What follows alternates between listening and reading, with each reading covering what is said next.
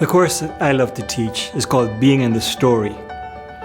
In it, I get to introduce students to the panoramic sweep of the Bible's narrative that starts with creation, God's intentions for this marvelous world He's made, and culminates in the eschaton, the new heavens and new earth, where God brings creation to its glorious destiny. And in between, we look at the exodus from bondage, the formation of the people of Israel, the monarchy, the prophets, the preaching of the kingdom of God in Jesus and the Gospels, Paul's theology of cross and resurrection. But at the center of it, it's not just about theology out there. It's about the meaning of Christ for our lives, because the turning point of the story is Jesus Christ, the Word made flesh, who lived, died, and rose again for our redemption.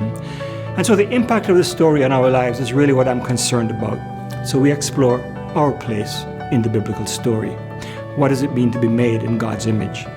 What does it mean that the church is called to minister in this complex postmodern world?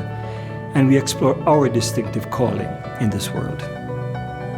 My most recent project is a book I've just completed called Abraham's Silence. It's about the story of Genesis 22, where God asked Abraham to sacrifice his son Isaac. I've always been troubled by this story, particularly by Abraham's silent response.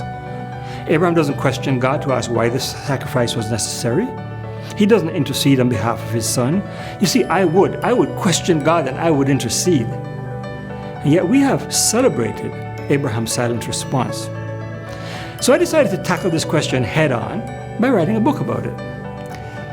I've come to the conclusion, by careful reading of Genesis 22, this chapter in the context of the Abraham story, that Abraham did not pass the test that God gave him.